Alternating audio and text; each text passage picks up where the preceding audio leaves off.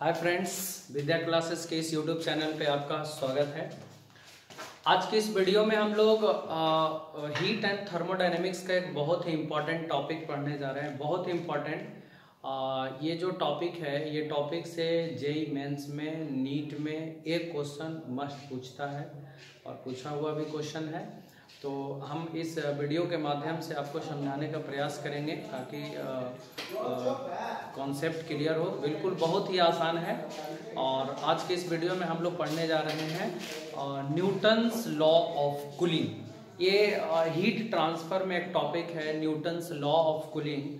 तो ये बहुत ही इम्पॉर्टेंट टॉपिक है और ये लड़कन लोग का कमेंट में था कि sir Newton's law of cooling का वीडियो अपलोड कर दीजिए, इसलिए मैंने इस वीडियो को बना रहा हूँ। तो आप इसे ज़्यादा से ज़्यादा लाइक करें, शेयर करें और सब्सक्राइब जरूर कर दें चैनल को। और कोई भी नए वीडियो के लिए आप कमेंट बॉक्स में जाकर के कोई टॉपिक का नाम लिख सकते हैं ताकि वो हम आपके लिए वीडियो तैयार करके अपलोड कर दें। चलते हैं हम लोग न्यूटन्स लॉ ऑफ कूलिंग की तरफ। न्यूटन्स लॉ ऑफ कूलिंग ये समझना आसान है। अगर किन्हीं बंधुओं को अगर ये पढ़ा हुआ टॉपिक नहीं होगा हीट एंड थर्मोडायनेमिक्स, तो उससे हड़बड़ाने की कोई बात नहीं है। आपको कुछ करने का जरूरत नहीं है। जो सवाल पूछता है वो सवाल का हम बेसिक कॉन्सेप्ट फार्मूला बता देंगे और उस फार्मूला पे कोई भी सवाल को आप बना देंगे। ठीक है, तो चलिए हम इसका सबसे पहले न्यूटन्स लॉ ऑफ कूलिंग का स्टेटमेंट लिखते हैं। ठीक है, देखिए न्यूटन्स लॉ ऑफ कूलिंग क्या कहता है उसका स्टेटमेंट देख लेंगे, उसके बाद हम इस पे सवाल करेंगे और फॉर्मूला वो बता देंगे जिस पे सवाल आसानी से बन जाएगा। ठीक है, और वो बहुत ही इंटरेस्टिंग भी लगेगा। वो सवाल बनाने में इंटरेस्टिंग भी लगेगा, मजा आएगा उस सवाल को बनाने में। फॉर्मूला जब सीख जाइएगा, सवाल सीख जाइएगा तो मजा आएगा। क्या कहता है न्यूटन्स लॉ ऑफ कूलिंग? जैसे Newton's law of cooling, cooling आप समझ रहे होंगे, ठंडा होने का दर। कोई भी ऑब्जेक्ट जो ठंडा होता है, तो ऑब्वियसली ये ऑब्जेक्ट है, ये ठंडा कब होगा? जब बाहर का टेम्परेचर इससे क्या होगा? कम होगा। मान लिया जाए ये 50 डिग्री सेल्सियस है इस बॉडी का टेम्परेचर, और बाहर का टेम्परेचर अगर 60 डिग्री सेल्सियस है, तो ऑब्वियसली है कि ये ठंडा नहीं है। ठंडा तभी होगा दोस्तों जब इसका टेम्परेचर ज्यादा हो और इसके बाहर जो सराउंडिंग है इसके टेम्परेचर क्या हो? कम हो। ध्यान रखिएगा, इसका टेम्परेचर बॉडी का ज्यादा हो और बाहर का जो टेम्परेचर हो वो क्या हो? कम हो, तभी ये बॉडी ठंडा होगा। तो ये कूल होने से, ठंडा होने के जो रेट है उसके बारे में ये न्यूटन साहब बताएं, इसलिए इसका नाम रखाया न्यूटन्स लॉ ऑफ कूलिंग। ये क्या न्यूटन साहब बताते हैं कि कैसे कोई बॉडी ठंडा होता है ना, किस रेट से ठंडा होता है, तो वो मैं आपको बताना चाहता हूं कि ये कोई बॉडी है और ये बॉडी के बाहर का टेम्परेचर हम लोग मान लेते हैं T0। याद रहे, ये सराउंडिंग का टेम्परेचर है, बाहर के टेम्परेचर है T0 और बॉडी का टेम्परेचर हम लोग मान लेते हैं T। ऑब्वियसली बॉडी का टेम्परेचर बड़ा होगा और बाहर का टेम्परेचर छोटा होगा। तो ये बॉडी जब बड़ा टेम्परेचर, ज्यादा टेम्परेचर पर है, वो कम टेम्परेचर पर है, तो ऑब्वियसली बॉडी ठंडा होगा।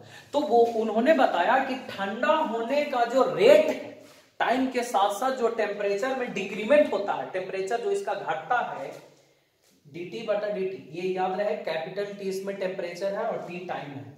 तो टाइम के साथ जो टेम्परेचर में डिक्रीमेंट होगा, माइनस साइन डिक्रीमेंट को बता रहा है ठंडा होने का, वो टेम्परेचर डिफरेंस के डायरेक्टली प्रोपोर्शनल होता है।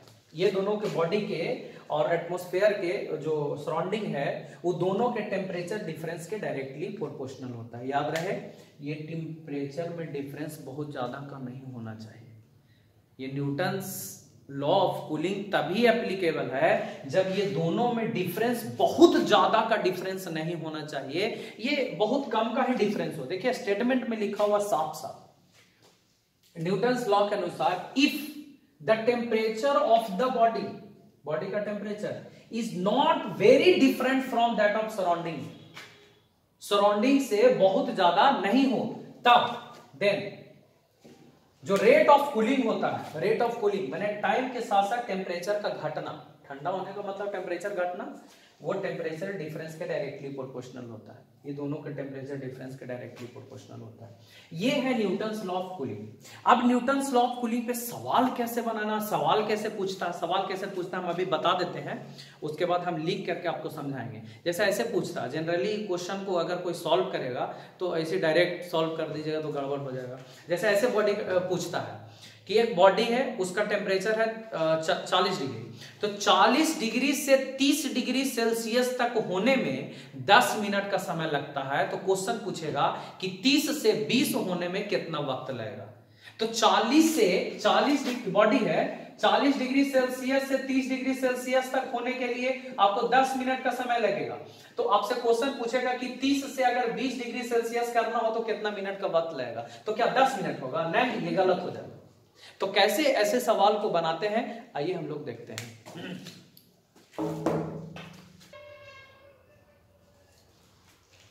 आइए इस क्वेश्चन को हम लोग देखते हैं। वो न्यूटन्स लॉ ऑफ कूलिंग का ही सवाल है, बहुत ही इंपॉर्टेंट सवाल है, ठीक है।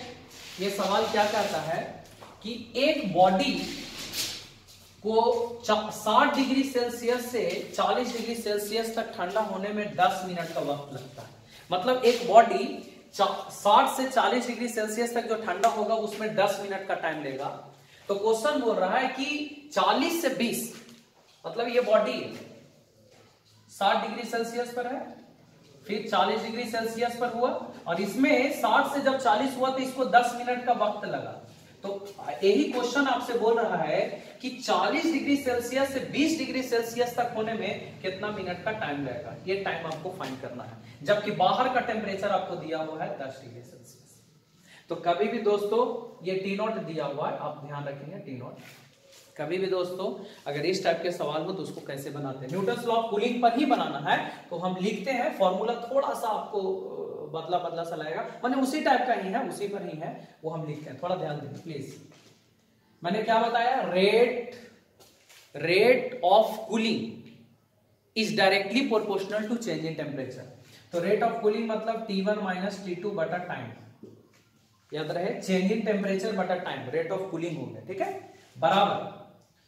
जब उस प्रोपोर्शनल के साइन को हटाते हैं तो कांस्टेंट के रूप में के, और टेम्परेचर डिफरेंस, ये दोनों का टेम्परेचर डिफरेंस। तो जनरली इस टाइप के सवाल में T माइनस T नॉट, तो यहां पर जो T लेते हैं, इसमें 3 गो टेम्परेचर है ना, तो यहां पे जो T लेंगे ये दो बॉडी का एवरेज टेम्परेचर लेना होता है। तो एवरेज टेम्परेचर लेंगे, मतलब K T1 plus T2 divided by 2, ये दोनों का एवरेज टेम्परेचर हो गया, और माइनस कितना हो गया T नॉट। याद रहे ये T1 है, ये T2 है, और ये आपका हो गया T3, ठीक है।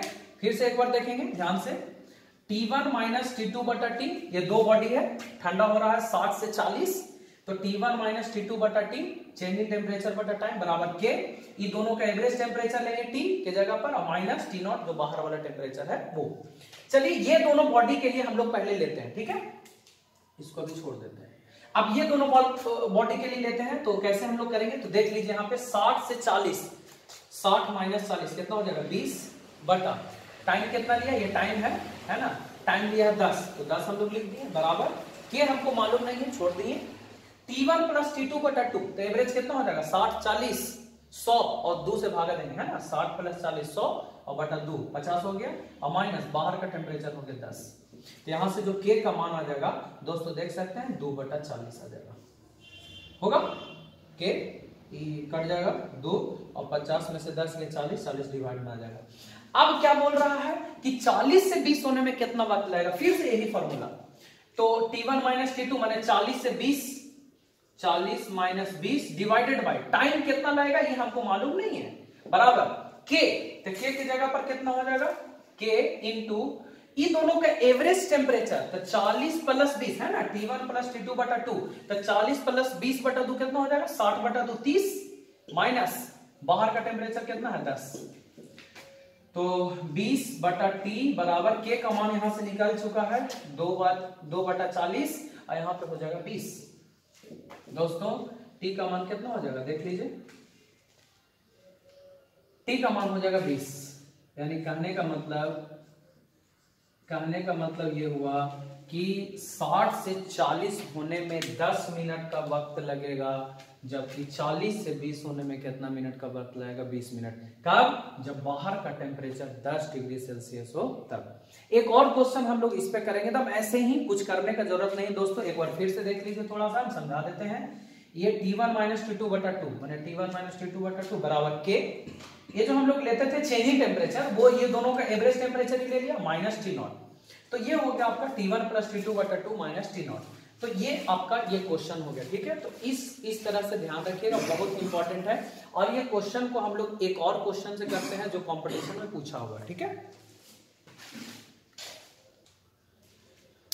दोस्तों। एक और उसी टाइप का क्वेश्चन है, देखिए बस थोड़ा सा चेंजिंग हम किए हैं इस क्वेश्चन में, मतलब बनेगा वही प्रोसेस से, आपको ध्यान रखना है। देखिए क्वेश्चन क्या बोल रहा है कि एक बॉडी 10 मिनट में 60 डिग्री सेल्सियस से 40 डिग्री सेल्सियस तक हो जाता है, मतलब ये 60 डिग्री सेल्सियस है और ये 60 डिग्री से 40 डिग्री सेल्सियस तक होने में इसको 10 मिनट का वक्त लगता है, 10 मिनट का टाइम लगता है, ठीक है।